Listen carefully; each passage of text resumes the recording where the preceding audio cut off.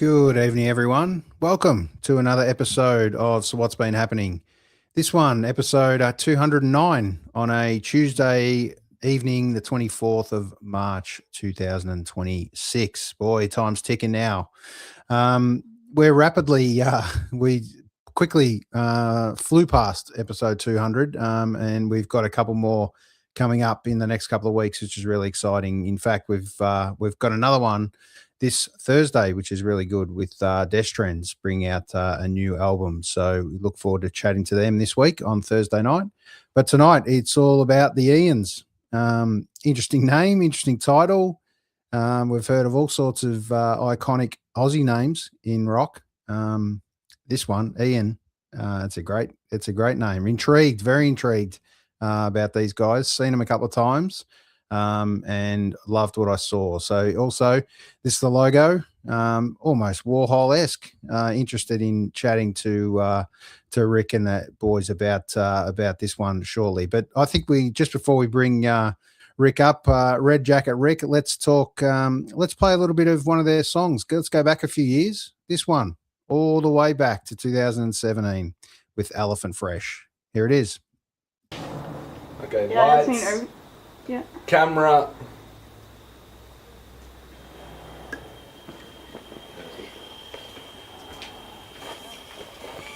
Man, I wish I was in a band as cool as the Ian. Oh, they make really cool video clips, hey? I know. Like, fucking the best video clips. Action.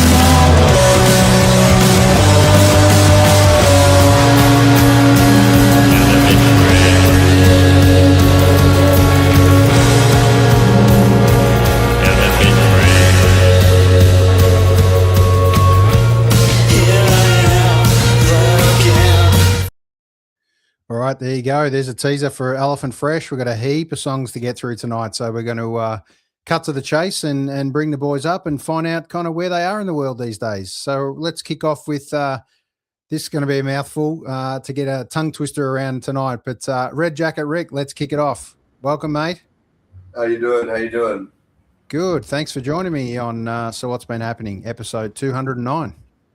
Thanks for having us. I've actually been joined by two homies that just walked into the room. They're not in the band or anything. Yeah. Like, I don't know if you guys want to come around. These are my friends, Cal and Ty. How's it going? Hey guys, welcome. They're just Melbourne musicians, like Perfect. friends of Ian's, I guess. Not in the band exactly. No, I didn't. But very good friends. Yeah.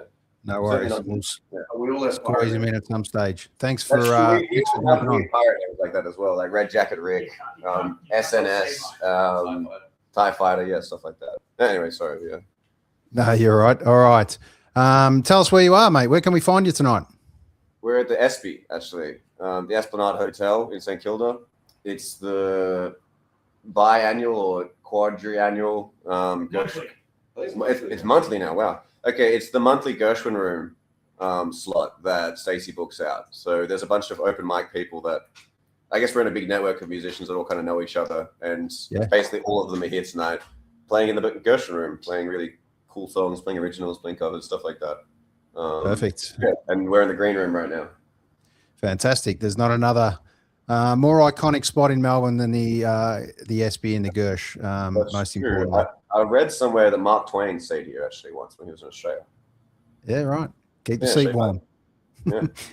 All right, and we got another one of the boys to bring on. This one, flip the script with Black Jacket Red. All righto. G'day, man. Guys. Welcome. Hey man, how are you?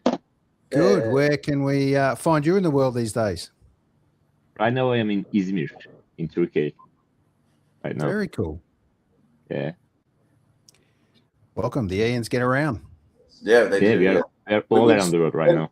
We sent Red to Europe and Turkey to kind of, do some scouting missions, figure stuff out, blah, blah, blah. Yeah, I'm just collecting more lemons for the team, Yeah, we need more lemons. More lemons. It's really, really important. Yeah. Yeah. Ever since he's taken over, though, that whole situation in the Middle East has just gone. I don't know what he's been doing over there, but he's been doing something.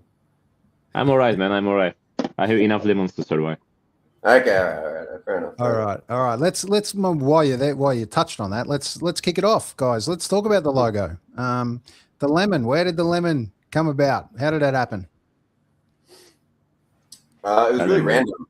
Yeah, it long before I met Red, we were talking to some management people, maybe maybe in 2013, I think, very long time ago. And they said something about how we needed an image, just something. And I think I was sick that day and I had some lemon water. So I said, what about a lemon? And so it just became a lemon. So it started random, but I think it has meaning now. Like over time, it's started to become just turning your lemons into lemonade. Yeah, I guess that's sort of just attached to it. Perfect. Sounds good to me. Sounds like another cue to rip into another song. What do you reckon? Sounds good to me. All right, this one we'll keep going back into history and into the old days. This one, King of the Losers.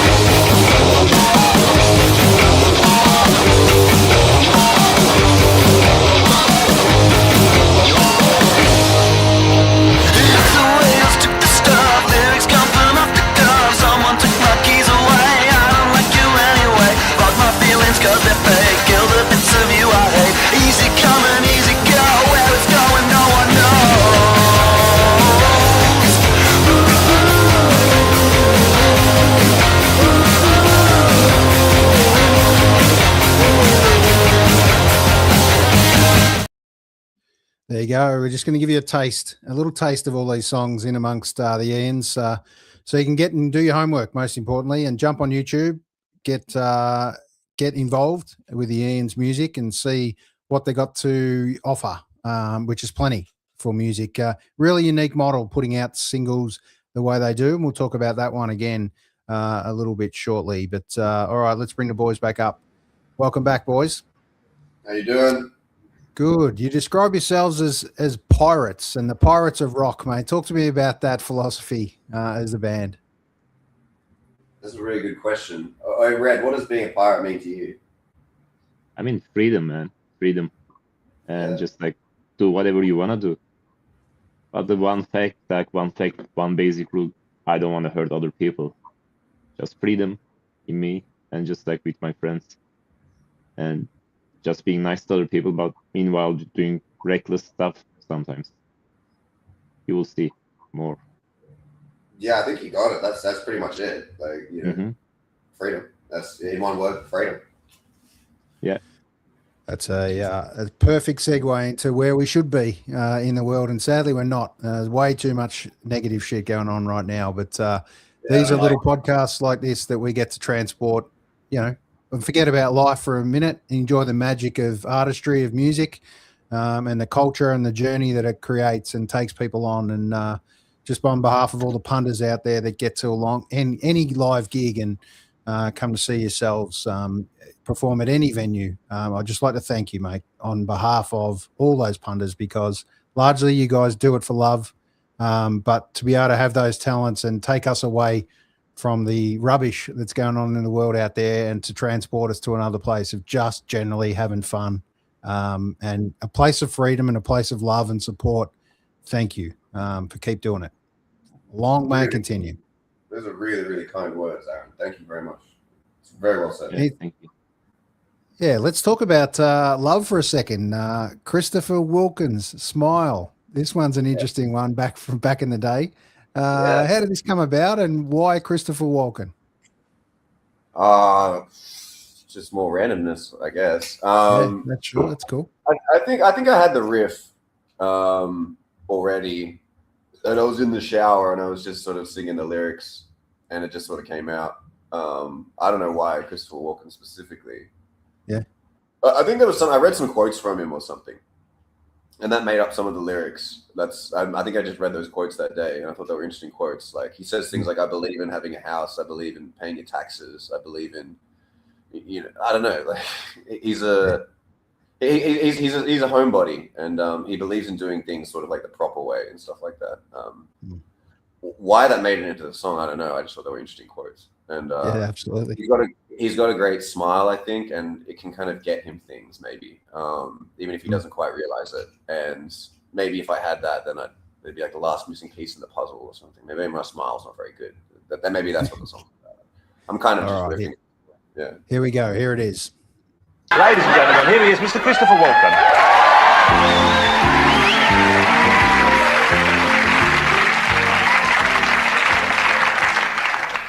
Hello, children. Are you sitting comfortably? Then I'll begin.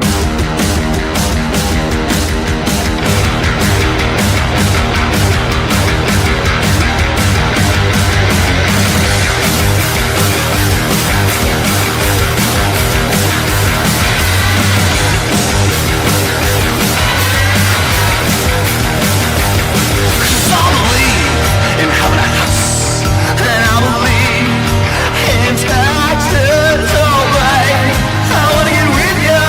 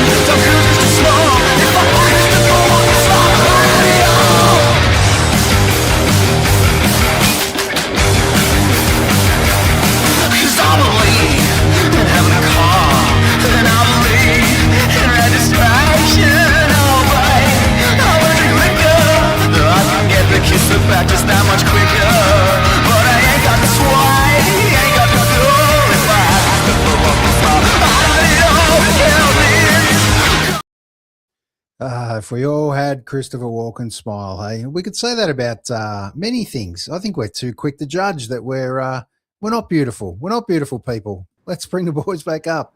Well, look at you guys. We're as stylish as they get with stylish names. Talk to me about how these names have come about, boys. Unique ones in respect of music and rock. Talk to me about Red Jacket Rick first. Yeah, no, for sure. It kind of came about slowly. Like, it all comes out of everyone needs pirate names and stuff. So like, this is a good pirate name. I think I was just sort of doing open mics and stuff, and I needed a name, so I wrote down that one. And I think the day that happened, I watched that movie. Do you know Rango? You ever seen that? Absolutely. Yeah. Yeah. Anyway, the movie Rango, there's a character called Rattlesnake Jake, and I was like, everyone needs a name like that. So I think that's kind of where it came from. But also, I think I was just wearing the red jacket one day, and my friend called me Rick, and then that just stuck for a month. So that's kind of how it happened, I guess, in terms of the facts. Yeah. Yeah. Quality pirate name, in all due respects. What about Black Jacket Red? There's a flip for you. Okay, so my story comes from I was looking for a stage name, and then my stage name was pretty long time, for more than 10 years, was just Ocelot. I used Ocelot from Metal Gear Solid because I really like that game. Yep. And as an animal also, I really like that animal too. I like cats a lot. So I choose Ocelot. But when you type on socials or online, you see Ocelot Gaming, Ocelot Cat, the Metal Gear Solid comes up. You don't see me. So I just I need a color. I need something. I need some love and hatred at the same time. I said, okay, I'm going to call myself Red Ocelot. So I choose Red Ocelot as a stage name. Yeah. And then I have a secret mission to steal Red Jacket Rick to my own band. That's another story we can talk later. And then I joined, long story short, I joined their band, and I heard, this guy is called also Red too. I was like, what the fuck? And then so my first plan was stealing him, obviously. So I didn't really respect him much because my job is to capture him like a pirate. Yep. And then I listen to his music, and I say dude, your music is really good. Really good. So I think you deserve to be called Red Jacket Rick. So I give all of my red jackets, because I was collecting always red jackets. That picture you see at the background, that's actually my jacket. And I give all of my red jackets to the man, the real man over there. Perfect. Yeah, perfect. And then only I have the black jackets left over. So they call me Black Jacket Red after that. All of my red jackets are gone, and only the black ones left. Perfect. A little tough on the intros though. Intro on the band for sure. Yeah, people usually confuse because they say oh, you are red, but he's actually red. Yeah, he's red, but he's Red Jacket Rick. And they're are you red? Yes, I am red too, but I'm Black Jacket Red. Yeah, all part of all part of the entertainment. Yeah, he always wears red, and I always wear black. But sometimes I wear red too. But that's your problem to figure it out. I never get sick of explaining it. It's fun. I don't know. Yeah. People are like, what? And you're like, nah, it makes sense. Check it. Yeah. Makes sense. When we stand next to each other, actually, it's very confusing. But that's actually fun for us. Tell us about where you guys met. How did this kind of form? Where did you both fit in the band's kind of history? There's been a few people come through the band and play with the band. Talk to us a bit about where you guys kind of fit. Just fill in that gap for me. Okay, do you want to talk Red Jacket Rick? Yeah, who do you want to go first? All right, I'll go first. So my housemate, Zach, was joining Red Jacket Rick band. And then one day he just invited me their rehearsal to check the band, because I'm always into the Melbourne music. That's why I actually moved into the Melbourne from Turkey. And then just okay, I'm gonna come and check it out. And I see Red Jacket Rick first time there, and I say oh, he's really, really good. I should steal him to my own band, because I'm looking for a vocalist. I have my own other band going on at the same time. And then I secretly joined them to just take him. But unfortunately, later I learned Red Jacket Rick and Reddy Redbeard, the bass player, is old friends from kindergarten or something, primary school, right? Kindergarten, yeah. Oh, I cannot beat them. So I should join them. So that's why I joined them. Yeah, basically he tried to steal me. Like when I met Red, I thought we met at Cherry Bar, not a rehearsal, but maybe one of the two. When he met us, he wanted to steal me and me for the vocalist as his band. But then he saw that the bond between me and Matt, the bassist, is too strong because we go all the way back to Kindy. And so it was just like, that's too hard. So he ended up just joining the band instead. They will be much easier for me, which it worked. Beautiful. And what timeline are we talking? When did you guys get together? I think for me 2 years ago. 3 years ago. Yeah, almost 3, like 2.5. I met Red in September or October 2023, I think. Yes, correct. Something like that. I'm not good with the times. Yeah, that's the most recent kind of manifest. Like the band's been going for a long time. It's had a couple of different lineups. Like things have happened. COVID shut everything down. A couple of other things as well. So, but like the most recent kind of incarnation of the Ian's is definitely the best one. Like it makes the best music. It has the best musicians in it. Yeah, so I guess that really kind of started around 2023, I'd say. And that was, because Red was living with Zach. Magpie Zach, that's his pirate name. He likes magpies. Yeah. And he was a drummer. I just met him in a bar. The guy that introduced me actually made that Elephant Fresh music video that you put up before. Okay. Yeah. Yep. If not for him, then none of this would have happened. And he just said, come meet this guy at this bar. It was Cactus Room, actually, I remember. And I was like, yeah, it sounds great. And because I just wasn't doing anything anyway, and I was that side of town. So I went to Cactus Room, I met Zach, was playing with Zach and Matt for a while because we needed a drummer. Zach was like, I've got this guitarist who lives with me. You should come check out the band. And then that's when Red joined the band. And yeah, that was sort of 2023. Yeah. Very cool. All right, we're going to play. Let's play one more from the old days, mate. Let's go back with Gold Teeth. Here it is. Oh yeah, good one.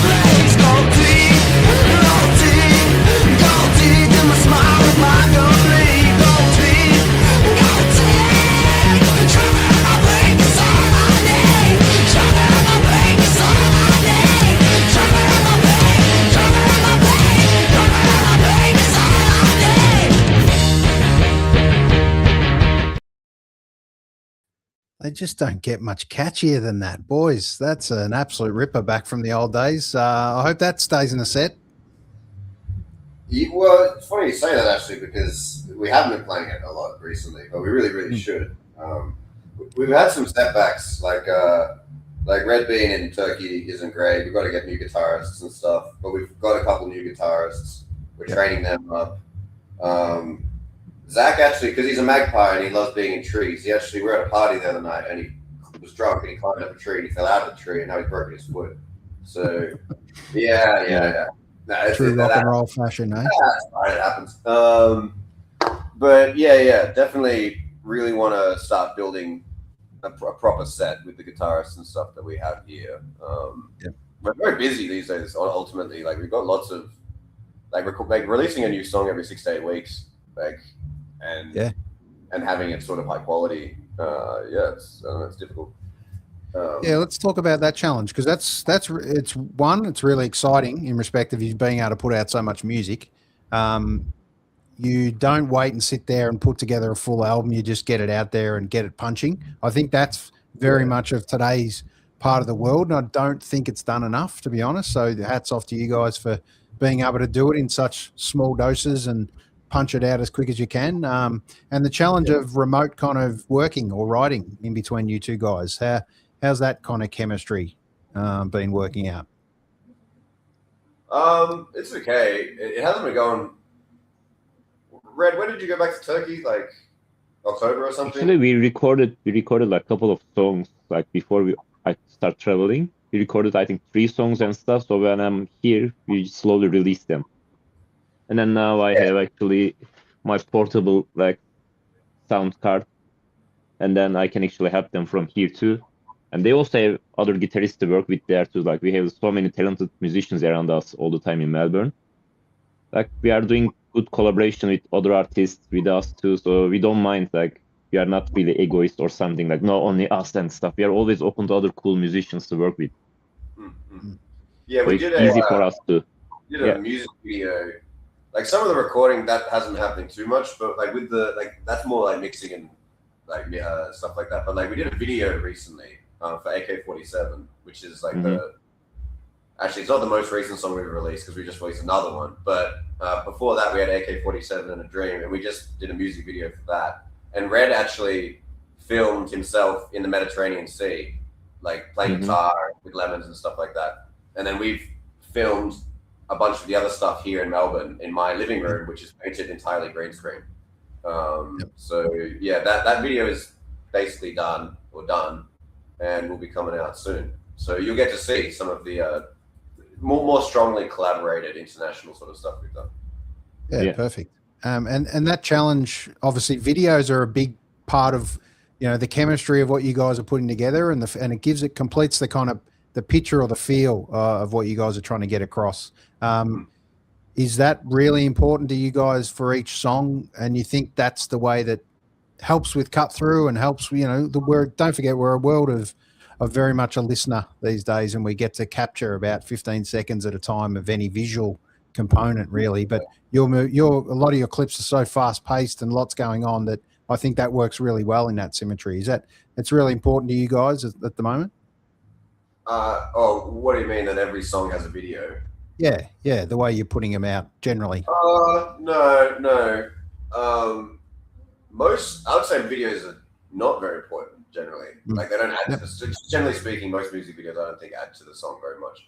But you need at least a few. You definitely need visuals. Like the reason we made the most recent music video was a lot more because Laneway was like, you need a music video like now. Basically. So we're just like, okay, we've got to go make something. So we've gone and made that. I wish I could show you like right now, but I guess it's not released yet. But that's right. Soon. No problem. I would say it's probably our best video, except maybe the gold teeth one. That is pretty good, but it's probably that and high. Yeah. Cool. All right. Let's fast forward a little. 2025. The Man with the Whistle. There it is. Yeah. Cowboy thing. Pirates, cowboys.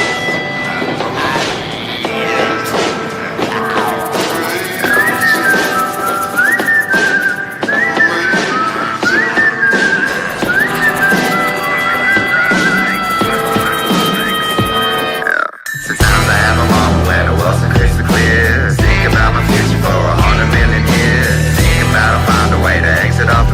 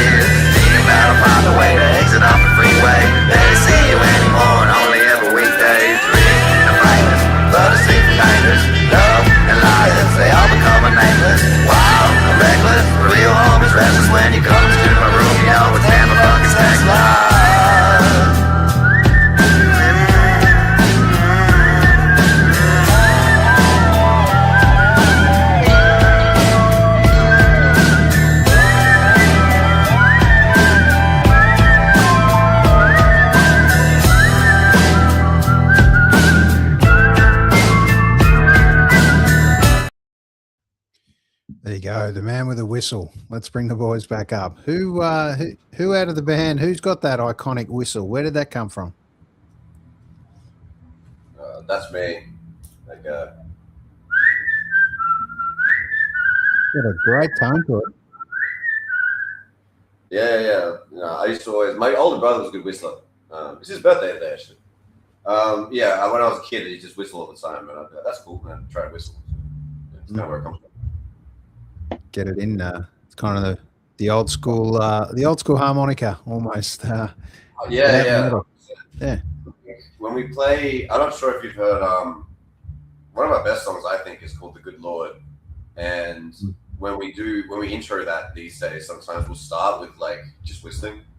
I won't try and describe it too much. It's just it sounds really good and cowboy and stuff like that. Like I don't know. Yeah. It's kind of perfect. Yeah. Looking forward to it. We haven't actually done it live yet. We've just done it in practice, but when we do, looking really forward to it. Got that real country-esque Americana feel, but you guys cross so many kind of genres in amongst the stuff you're doing. You know what? There's lots of comparisons. I've read some stuff about you guys. You know, people talking the Nirvana thing, the Strokes, Viagra Boys. There's lots of other influences in amongst the stuff you do. Where do you find yourselves? You're in a bit of a pocket, or do you find yourself, crossing as you go as this thing's evolving for the Ians?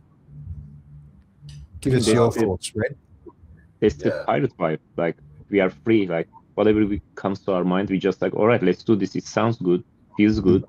That's the way. We don't restrict ourselves in one type of genre. Like, I want to do this. Like, if he wants to whistle, he can whistle. If I want to shred my guitar, I shred my guitar, and we put everything in together in one lemonade.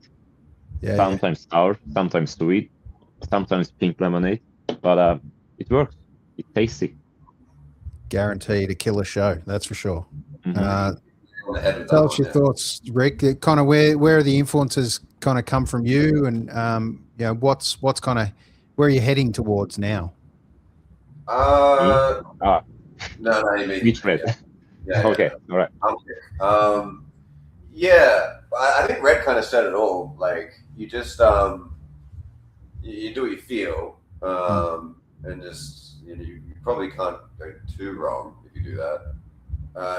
Where it goes in the future, I don't know exactly. Like, I'd like to make an album, like, but I think that sort of, I don't really want to just sort of go record a bunch of songs and then release that as an album. Like, I'm not saying there's anything wrong with that. I just think that for us, or at least for me, like, you'll know when the world kind of wants you to make an album, because you'll have a bunch of people coming to you being like, where's the album? And management being like, we need an album, and this guy needs an album. You'll know, like, you'll get a very strong signal at some point or another, because the world wants an album from you. And when that day does come, you don't really want to limit yourself or anything. Like, the Beatles are kind of the standard, in my mind anyway. Like, if this song needs a string octet, then just, if you've got the resources for it, go get a string octet. And if you don't have the resources for it, then you should figure out how to play the parts yourself. Like, I've been playing a lot of violin recently. I really like that. So there was some violin in the very last song that we just released, and I'd like to do some more of that in the future. It sounds really good. Yeah, cool. And the musicality for you yourself, Rick, where was it born for you? How early were you, and what were you first playing? Oh, that's a good question. I was very non-musical as a kid, if anything.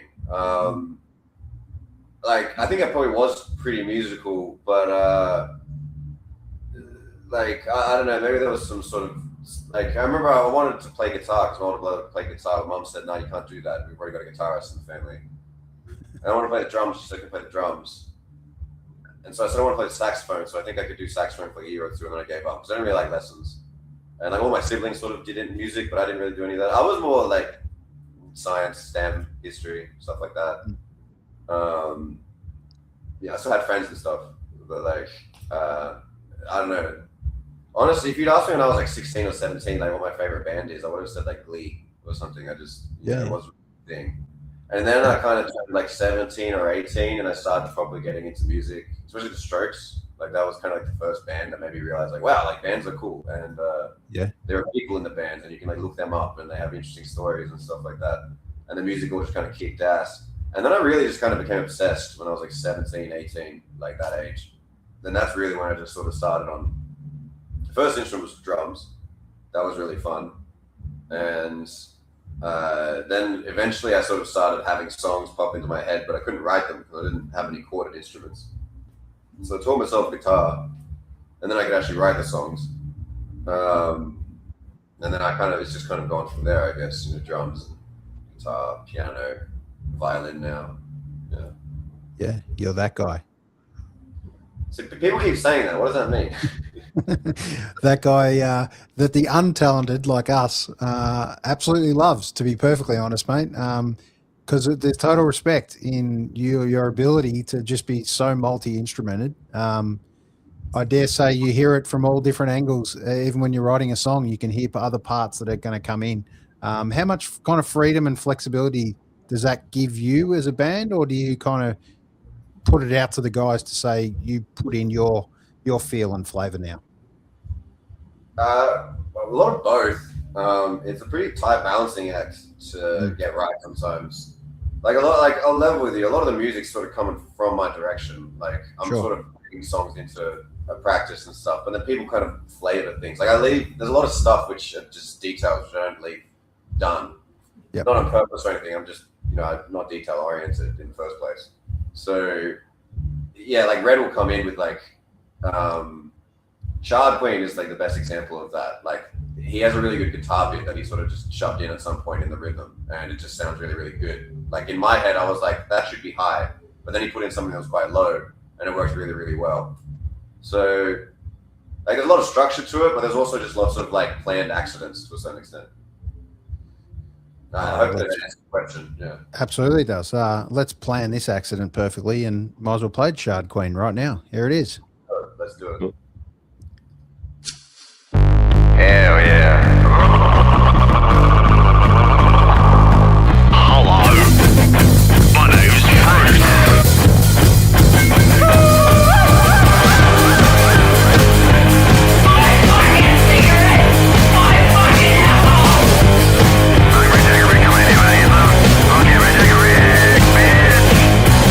The Shark Queen has BPD, and yeah, she's staring back at me. Her eyes are bright, her tits are small. She says I deserve to have it all. The Shark Queen is very nice. Her blood's crawling through with ice, and yeah, you cannot make her mad because you fuck her like a dad. Shark, shark, pirate queen. She's got what I need. She's got an IUD. She's got.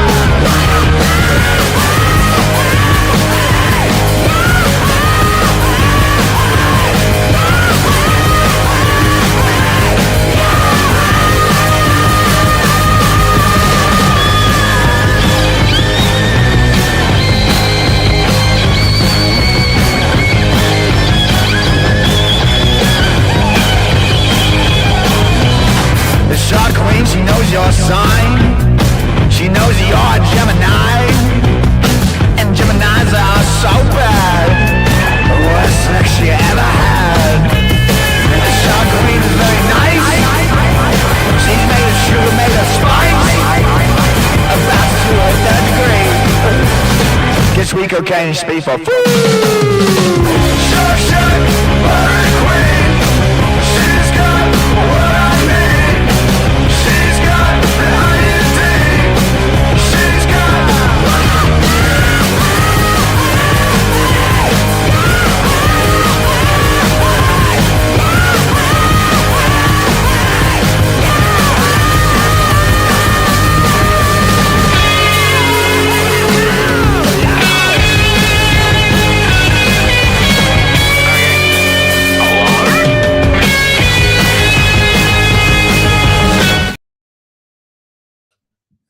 Screaming guitars and screaming voices. Is there anything better in rock? Absolutely not. This is fantastic, boys. I absolutely love it. Yeah. Now, let's talk about the Shard Queen for a second. Obviously, the Queen of Hearts, the Queen of Diamonds, when we were talking black and red before.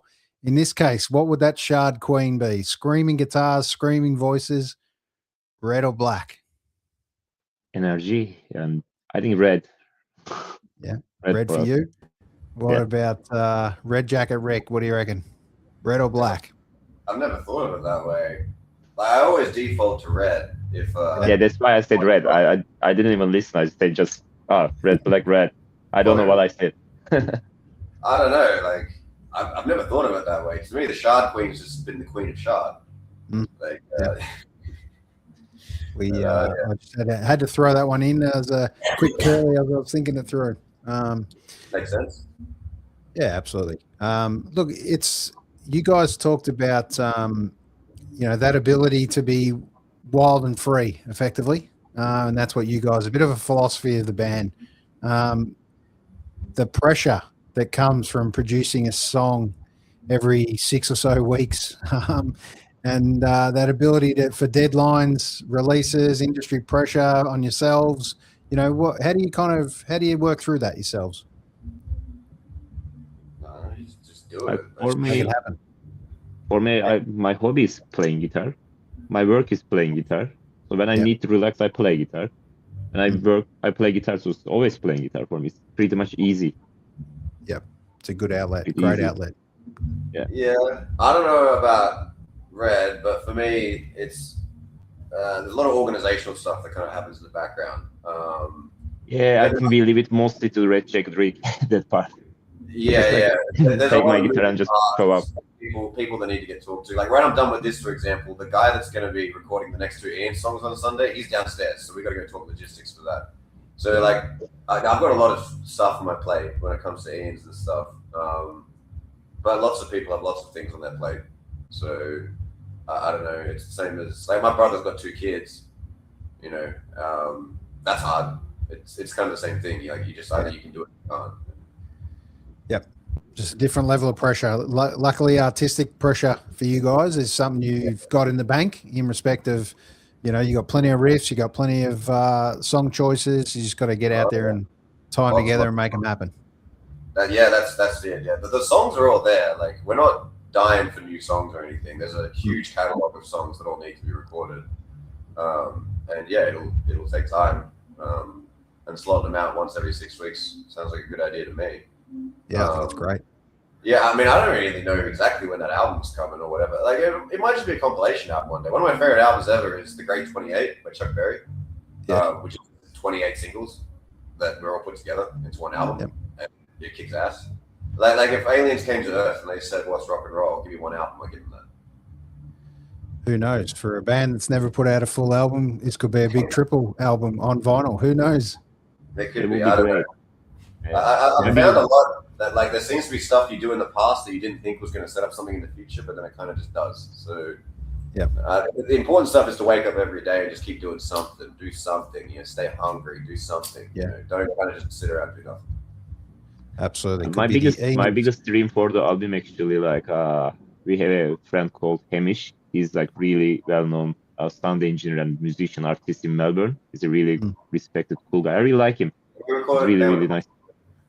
Yeah, he recorded Anita.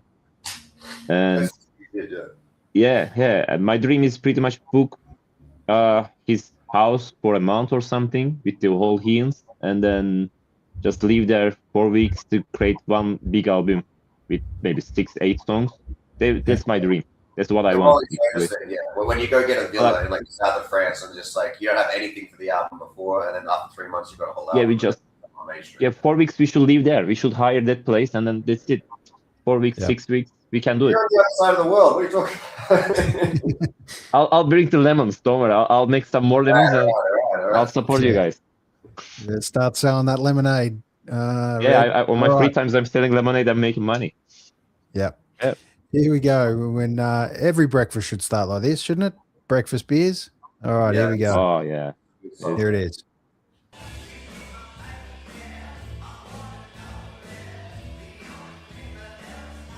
I'll tell you a funny story of the second day, where he did open up totally. In Australia, and I promised our guy Foster. The people who make Foster's beer make another beer called Victoria Bitter, and it's very famous and a much better beer, and it's never exported anywhere. There's a knock on the door, in comes Tarantino with a bucket full of Victoria Bitter, which you can't find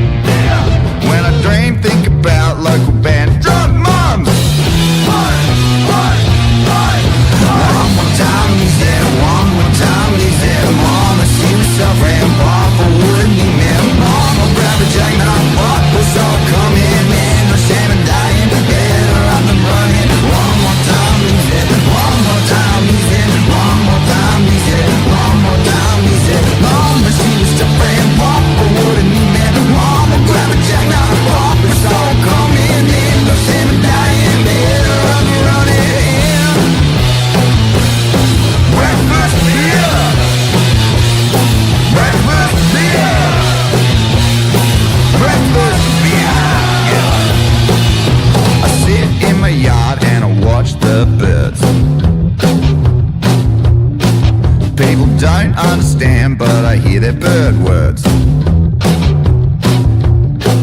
Crack a stout and I'm filled with the feeling that I've won. One of my birds comes over and he's gone, gone, gone. A cockatoo with a crest and a gun in his feather. You put the bomb naked eye as he reached for the trigger. But the bird wasn't quick, now he dead in the sand. A breakfast beer and a smoking gun in my hand. One more time, he's there. One more time, he's there. Mama, she was suffering. Papa wouldn't you man? Mama, grab a jackknife. Papa saw it coming in. I seen him dying there. I'm running. One more time, he's there. One more time, he's there. One more time, he's there. One more time, he's there. Mama, she was suffering. Papa wouldn't need me. Mama, grab a jackknife. Papa saw it coming in. I seen him dying there. I'm running in. Breakfast beer! Breakfast beer! Breakfast beer! Get one up, you cunt. Breakfast beer. If there's one thing this country could do was just give us a leg up, give us a help. Fuel's going through the roof. Stop killing beers as well. What do you reckon, Black Jacket Red? What's your favourite beer that you've experienced in the great land of Australia, mate? You guys actually very lucky, man, because you have like a lot of beer. Like since I'm in here, I'm so bored because in here they don't have much variety. Like there is just one or two, either or either. I barely find anything niche or different. In Australia, oh my God, there is heaps, and I really like tasting all of them. I think my usual go is I do like Victoria Bitter, by the way, VB. I don't know. Some people say this, but maybe it's not good or something. But like, I like it. And Furphy, I like it. If I can say the brand names. Sure. I like craft beers, like random sour beers, because Magpie Zach make me addicted to our drummer, to those craft beers, because he's a really good like beer tasty guy, tasting all the cool beers and stuff. He teaches us the like quality of beers, like this is good, this is bad. And we pretty much follow Magpie Zach on that thing. And I even drink I think pickle flavored beer. That was weird. Or I think apple pie beer. Like goes crazy. You guys are crazy on the beer taste. Like what do you mean? Like the pie tastes like apple pie taste beer? Like I'm drinking. And it's like it's beer. It's legit beer. You don't taste like it's apple pie or anything. But after 2-3 seconds later, you feel like, did I bite the apple pie? And it's like magic. Like you guys are sorcerers, are magicians on the beer. Lucky. Very, very good. This is the extreme examples, by the way. Not like crazy. Blows my mind. There's a pretty good spokesman for Australian beer. What do you reckon, Red Jacket Rick? I reckon this was really good. He just needs to know one thing, like that all Victorians know. VB is the best beer because VB means the very best. Okay. That's why we write the breakfast beer, right? Yeah, I guess it's kind of why breakfast beers happen. I was just drinking a lot of beers in the morning, which I haven't been doing as much, if anything. Like, my mom's alcoholic, so I remember I was doing that and thinking, this isn't necessarily the best thing. Like, you know, I know we're glorifying it and stuff in the song, but I don't know. I don't want to be alcoholic. not a real one. I don't know. He says as he reaches for his flask of rum. It also is pretty fucking Aussie to scull a long neck at 28 in the fucking morning. Very much so. I don't know. Maybe we're all alcoholics. But yeah, it's fair to say, those long old days of marketing Foster's beer across the rest of the world, they got it wrong. They backed the wrong horse, didn't they? We've got so much more to offer. I hadn't even heard of it. I didn't know what it was until I, was talking to these national people, and they're like, "Oh, do you like Foster's beer?" And I'm, "What are you talking about?" And the answer is apparently they don't even sell VB overseas. Like it's just for Australians. And there's like a couple maybe like boutique places and stuff. Like Quentin Tarantino loves VB apparently, so he can get his hands on VB because he's Quentin Tarantino. But that's about it. Yeah. By the way, Yeah. VB is actually liked that song on our socials, like official channel of Victoria. Oh yeah, Yeah, VB and- love us. Yeah. They like our songs and stuff. I mean, we promote them. I mean, the lyrics are literally: I wake up in the morning, I feel like a furphy, I head down to the Dan Murphys, and then I change my mind and I get VB. It's almost like you're saying VB better than furphy or something, which isn't something I've played. Yeah, it's just it's a pirate way of freedom. I don't know.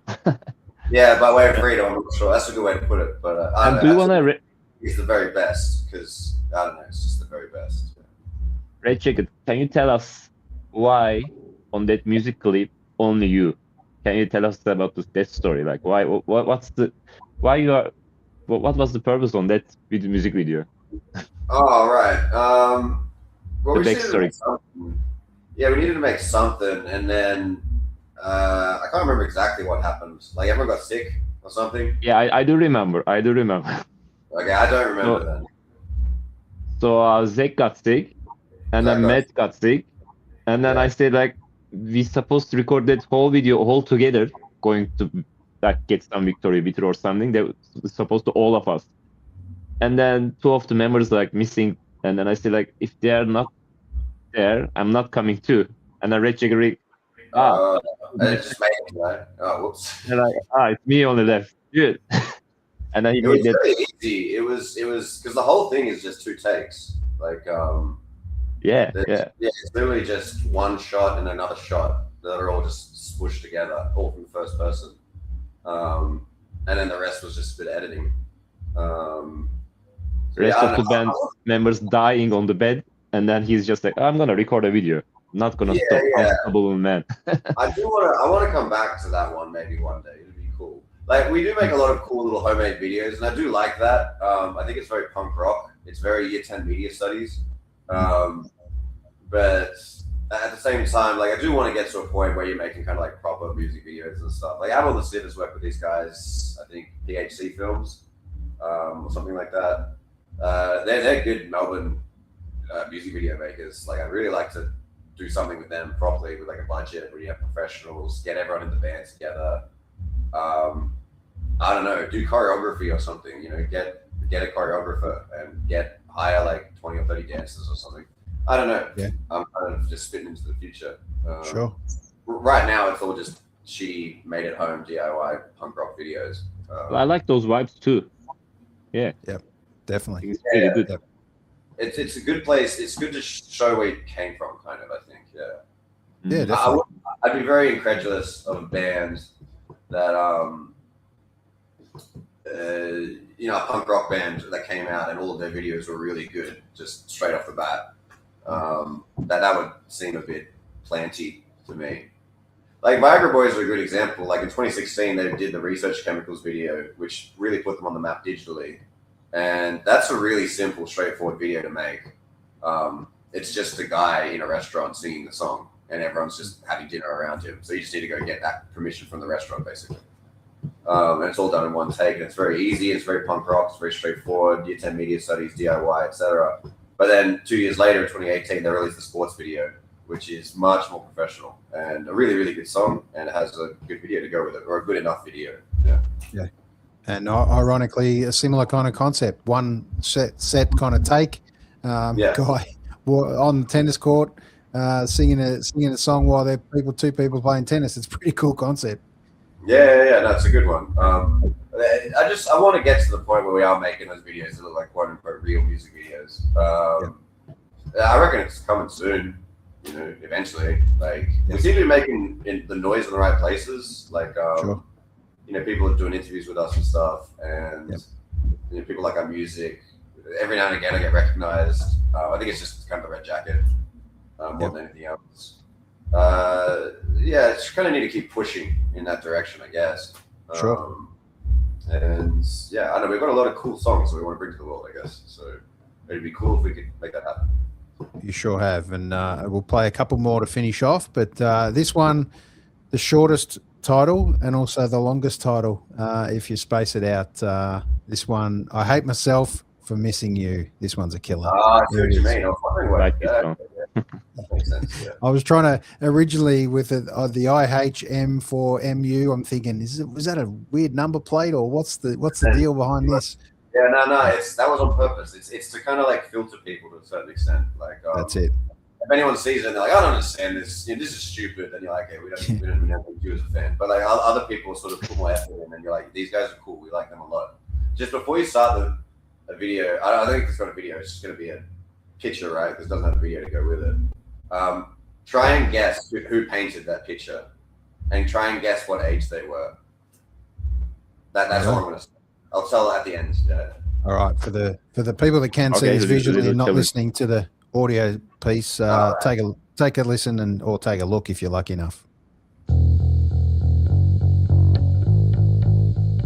I hate myself for missing you. I thought I was strong, but I'm weak and confused, and it takes so long. Will it ever be new? I hate myself for missing you. Oh, I hate myself for missing you. I thought I was strong, but I'm weak and confused, and it takes so long. Will it ever be new? I hate myself for missing you.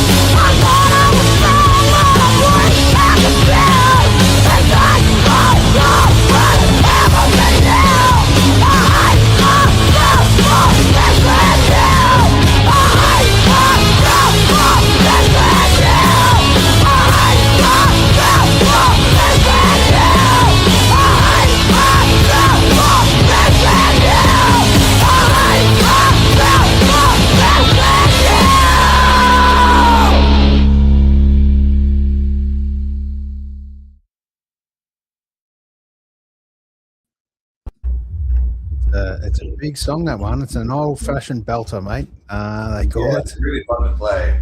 That one, that one really bangs live. Like the recording came out like okay, like not the best, not the worst, but live is really where that song kind of shines. Do you have any idea who painted it? No, tell us a bit about that clip. That's Michelangelo painted that. It's the first thing he painted that we have. He painted it when he was 12. Yeah, wow. Incredible. Yeah, I know, right? What the fuck? Yeah. Who would have thought? My friend. Yeah, incredible talent. Yeah, imagine some of those pieces that have gone completely unhidden or hidden, I guess you'd say. Like most of the best stuff in history we don't have anymore because it's gone. Like, it doesn't survive. Yeah. Yep. It's incredible. Some of the talent that some people had at that age, whether it be musically, artistically, or whatever their blessed kind of talent was. All right, a couple of last ones to finish, and these ones you've kind of released this year, I believe. This one, AK-47 and a Dream. Talk to us about that one. Where did this one kind of come up in amongst the songwriting for you guys? I was really just trying to write a song that was like a Viagra Boys song that I liked. This was a much more conscious attempt at being like, I like this band and I want to kind of write some music like them. Not lots and lots of music, just a couple of songs, 2 or 3. And yeah, so it kind of just came from that. Like, if you actually try to copy a band, you'll find pretty quickly that you can't, which is good. It means that it'll differentiate and you'll have kind of your own twists. Like, you'll be able to recognize some parts and other parts, like, I guess it's a bit unique. But I don't know, honestly, it's just about being a pirate. Like, it's inspired by Somalians or something. You know? I don't think a lot about it. I just sort of write down what would make sense and kind of fits. Yep. Yeah, just leave it at that. And do what great musicians do and get it up there and rock it out on stage and give people that energy. Yes, energy is very important. Energy is something that I find oftentimes very severely lacking in a lot of acts. Yeah, like even if they're sort of ostensibly a high energy band, like, you know, you've got a metal band or you've got or something. Like, the music would be good. There's nothing wrong with it, but it's just like you've heard it before, and it's not being performed with much passion, etc. So to fight that, you need songs which aren't too chill, and you need to perform them with passion, basically. Yep. And the more you do it both, the more high energy it is. And high energy good, basically, is my thesis. There's too much low energy. Like, it's got its place. Honestly, I think it has a lot to do with kind of like the digital world and Spotify and stuff. Like, I read a really interesting book once called Mood Machine by Emily Tummon. She's a really, really good writer. She's a good journalist, music journalist.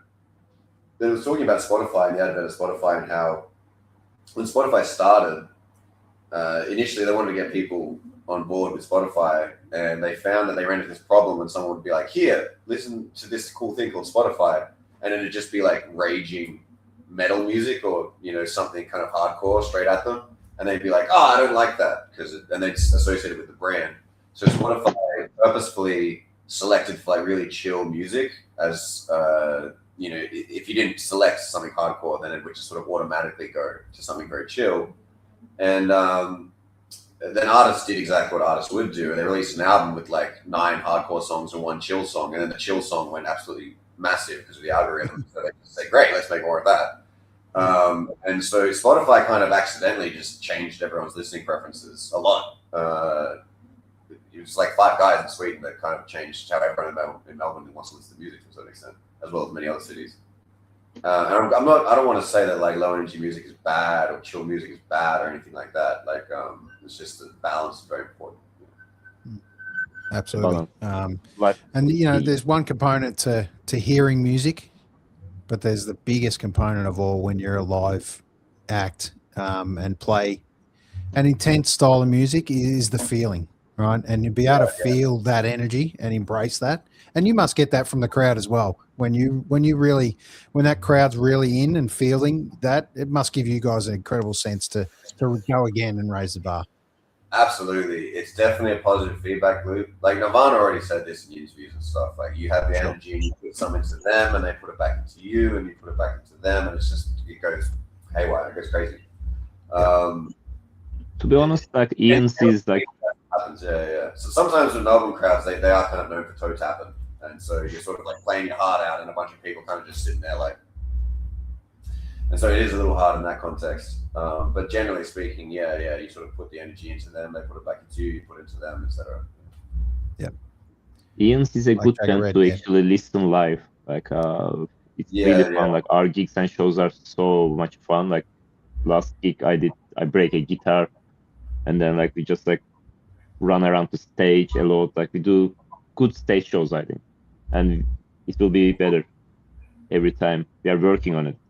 So it's like, and I listen Ian's from Spotify or something, show other people, it's good music, but like experiencing live Ian's is something else. It's such a different. That's true. Yeah. Like, to be honest, like I will say like Ian's is much better in live, because like when I listen just audio cue, I get sometimes bored. Not because of the music and stuff, but I just like, because I remember all the actions and all the rush, all the, you know, like tears and, you know, fun, sweats. Yeah, I've heard breaking things. Like say similar. Like, I remember I had a mate of mine who, well, I mean, he became a mate. He wasn't a mate at the time. He was a mate because he started listening to Ian's music. but he was listening to it on Spotify and he really likes it, and that's why he started coming to shows. And then he said that once he started going to shows, it kind of same thing as Red. He was like, it was almost a bad thing because now like he can't listen to some of the songs and feel the same way. Yeah, which is bad, I guess, from a consumption perspective. But to us, it's good in a sense because it means that people need to buy tickets to come and see us play, which is really the only thing we can make. So like, we don't make anything from streaming or anything like that. Yep, and that's when it makes a difference. When you can get out and support a band so they can do what they can do, is get back in the studio and record some more. So I urge everyone to. We'll talk about that. Hopefully, there's something coming up in the near future. We actually had a few lined up, and then unfortunately there were some cancellations for reasons outside of our control. But the next one is April 19, which is a Sunday, Workers Club. We should be okay. Our drummer is in a leg brace right now because he broke his foot. Yep. So that should be coming off that week. And I wish I will be there too. Yeah, we should be playing. Red will be in Turkey, but we've got 2 other guitarists, and so they'll be playing instead, and I won't be playing the guitar. That's the plan anyway. If the doctor says that his leg brace can't come off, then I'm not sure. But maybe somewhere in Europe, maybe in Poland or something. I'll be traveling. Yeah. I want to go to Europe, soonish. Actually, I want you to come and join me in here and pick me up. We can go back to Australia together, but while I'm here, you should join me in here. Like my original plan to steal you. Maybe that was the plan. You never know. No, I knew you'd say that. I've got a couple of friends, including you, being like, go to Berlin. But I've definitely got to stick it out with Laneway for the rest of the year. Come for a week. Come for a week. Yeah, stay with me for a week or a couple of weeks, and then we can go back together. Bro, and we can tour a little bit in here. I've got a job. I'm starting the very last part of my qualification for my legal license next week. Like, I've got stuff in Melbourne I need to do. But okay. Yeah, but I do want to go. I want to go to Europe. I want to take the Ians to Europe, and America if we can get there. But we'll see. Yeah. But right now, I just want to kind of release songs through Laneway and build the Spotify, and ideally the Instagram as well. But the Instagram is harder to build, and kind of focus on that and see where we're at the end of the year, basically. But I mean, I don't think the European tour is happening this year or anything like that. Unless a lot of things go really right for us. But maybe next year. That's definitely a possibility. It's on the table. And I would really, really like to go to a European tour. Yeah, it's not easy, especially those big tours. And fortunately for a lot of people overseas, they absolutely love good classic Aussie punk rock. It's bigger over there than it is here, to be fair. That's true. That's true. And more appreciated. So, God, I hope the Ians can get over there one day. But Black Jacket Red, you got some lemonade to make in between time to raise some cash to get the boys over. I hear you now. Yeah, all right. That's true. Yeah. No, I want to I find like it's easy. I know a couple bands and stuff and like DJs that go to Europe, but like it's just the one guy as a DJ with his laptop, or like the 2 people. It's easy kind of to get 2 people around Europe. Like with the Ians, it's annoying because there's 5 of us. So we'll see. But yeah, definitely want to go to Europe and see what they think. Basically, I'm actually throwing one final gig in here, and I'm gonna call like the Ians in Turkey kind of stuff. So I'm gonna introduce Ian songs in Turkey with some other fake Wish version of Red Jacket Rick. Yeah, I thought that was like half the point of you going to Europe. You're supposed to find gigs for us. Yeah. I will do it, but I'm gonna find like some other guys to play Ian songs in here, and then I'll come back, promote the Ians in here. All right. All right. Sounds like you got some work to do. All right, here it is. AK-47 and a dream. We've all got a dream. We haven't all got an AK-47. Video coming out soon. Righto, here it is.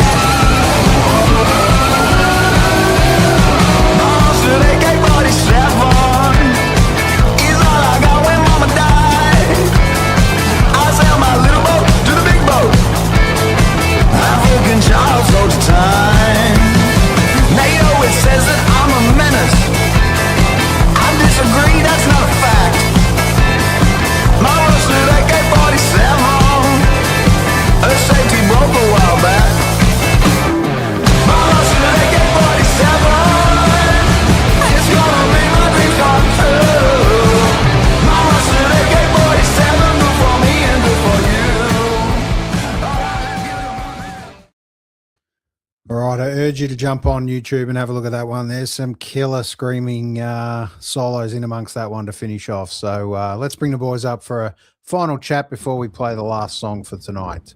Boys, most importantly, man, thanks for joining me tonight on So What's Been Happening.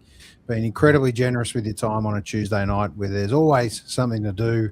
Black Jacket Red, you got plenty of lemons to squeeze, and Red Jacket Rick, you've got some great bands to get out there and see in amongst tonight with some of those special, really important open mic nights that kind of path and pave the way for some of those young and upcoming artists.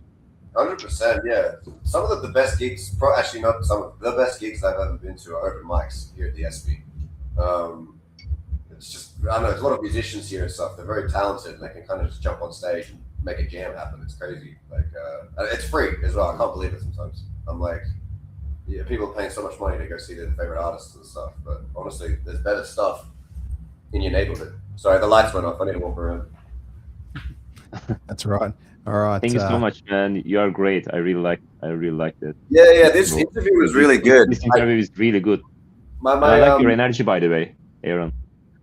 You have really nice energy. Yeah, 100%.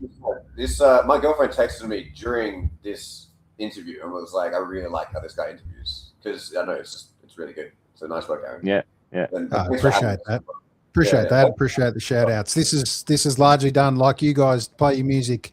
This is done for love, mate. This is done to support artists and here is some stories. You know, not a lot of artists get long form interviews. You get your couple of minutes or half an hour in amongst a couple of songs in radio stations and stuff these days, and very rarely get a chance to sit down and kind of get to know a little bit more about the Ians and what makes them tick. And we touched on very much right at the start, the name, the Ians. Where did it come from? That's a secret. That's secret. Yeah. There's lots of explanations that float around, so we can give you some of them. Only one is them. One is them correct, but like no one knows which one is correct. There is so much. Okay. Yeah. Red, what's your favorite Ian's origin story? I don't have favorite, but like a couple of them. Like I usually say like the one you have one, like Christians Without the Christ one. Yeah, that's my favorite. That's pretty good. Yeah. That's or like. No, you go. Yeah, or like musicians, Italians, Izmirians, Australians. So you are all Ians kind of stuff. There is like another one. Yeah. That's a really good one. Like I'll say that one often. Like people be like, why Ian? I'll be like, oh, it's because everyone's an Ian. You know, Australians, Italians, Chinesians, etc. Like, that seems to do well. My favorite, personally, this is a real story. At one point, I typed the Ians into YouTube to see what would pop up, and I scrolled down a little bit, and there was a guy who this video had maybe like 100 or 200 views or something, and the video was all about how modern Christians aren't really Christians; they're just Ians because they're Christians without Christ, right? And he was just screaming into the camera for like 9 minutes about how these are all fake Christians. They're just Ians, you know, they're fake Christians. And I was just like looking at it like this the whole time. I couldn't believe how fun and cool that guy was. And I never found that YouTube video again. So I don't know, maybe he took it down or it got buried or something. But that's definitely my favorite origin story for the band's name. Yeah. There you go. You learn something new every day, and today. But also, maybe none of them correct. Maybe you don't know. Yeah, maybe who knows? I'll tell you. I'll give you a hint. I mean, that story I told you definitely happened. But if you hadn't worked it out, the Ians must have already existed for me to kind of like type it into YouTube. And so far, no one worked out. Huh? So far, no one worked out the Ians, like where it comes, like the origins, like the. Oh, a couple of people have. A couple maybe. Of yeah, some people have worked out what the real story is. Okay, all right. I don't know. I'm not there. What we used to tell everyone is just that we're all called Ian, and people would believe us. I guess we didn't really give them a reason not to. So we did that for a solid like year or maybe two, like way back in the early days, like 2013, 2014 or something. We'd just be like, yeah, we're all called Ian, and they'd just be like, okay. Yeah, every time story changes though. Like next time you interview us, we have new stories about the name of the Ian. Yeah, new ones pop up. Like we don't try to make them; they just generate kind of over time. Yeah. Like Ian is the Irish word for John. I didn't know that when the band started, and a guy called John told me that. So then he said that maybe we're sort of like the Four Johns, which is where Johnny Rotten came from, the Sex Pistols. Yeah. So maybe it's an homage to that or something. Yeah. All right. So nobody knows. I don't know. Yeah, I think the mystery is more interesting than like having like the actual answers. It's kind of boring. Yeah. It's all about the pirate / bushranger intrigue, right? Exactly. They're the same thing. Right? I've always, cowboys just pirates on horses. Bushrangers are just pirates with buckets on their heads. It's One Piece kind of stuff. You need to find out the truth. You need to dig in and search for the whole world. Like I'm traveling the whole world right now to find out the meaning of the Ians. Yeah, we're in both hemispheres right now, so yeah, international. It's very, very difficult. Well, thanks for joining me, guys, and 100% true so much, from this one, Mr. Fuso Muso, that the Johns just don't have the same ring. So it is the Ians, and it'll always be the Ians. Shout out to Fuso Muso, and shout out to Fran as well. I think she helped set this up a lot. Yeah, and shout out to Liam as well. I think he's listening. I'm not sure. Yeah, but And a quick shout out to someone doing something different in the music world too, with Laneway Music, for connecting you guys and being able to put out music like you guys do. I know you connected with them. I think was the original story, how you kind of came about and liked what they were doing and how they were going about it. Their ability to put out music in a different form and a quick form lets you guys do what you do well, which is recording and writing music. That's basically what I said. I'm surprised you know that. How do you? Yeah. I want to shout out to the all the guitarists that plays there while I'm here. Actually, like Dushan playing, and who's playing right now? Declan. Yeah, I want to shout out to those guys too, because like I just like left right now traveling the world, and then they're filling in, playing. Like I respect all the band members, and I wish that Magpie Zach and Dushan and Red Redbeard, the bass player, was here as well too. Unfortunately, they couldn't make it, but like even Fran, I want her here too. Maybe next time. Yeah, well, who knows? I'm more than happy to connect with you guys in the future as you guys put the next 3 or 4 songs out into the future. But we're gonna finish off the show with a new one called "I'm New."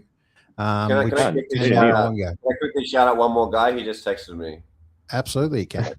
I'm shouting out Jack Pilgrim, little champion. Oh my God! Yeah. That guy's really good guy. Yeah, he's watching right now. Yeah, champion.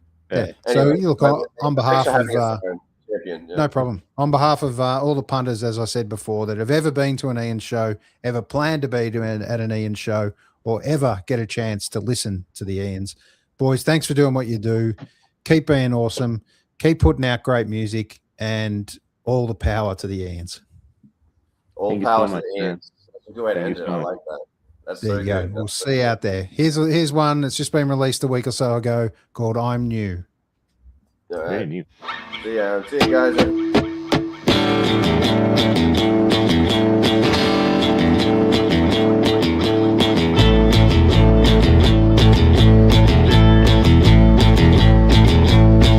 I wake up Thursday morning, close my eyes, go back to sleep.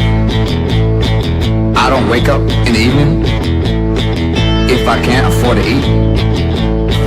I wake up Friday morning, I think that might have a day. When I look out in the evening, all I see is old and gray. But I'm new, and I want to defy you. I'm new, and I want to defy you. I'm new, I'm new, I'm new, I'm new. I wake up Saturday morning, I don't think about going have fun. All I see is fucking old, but I'm really not that young. I wake up Sunday morning, I think about not going to church. When I wake up in the evening, yeah, my soul is very hurt. I'm new, and I want to defy you.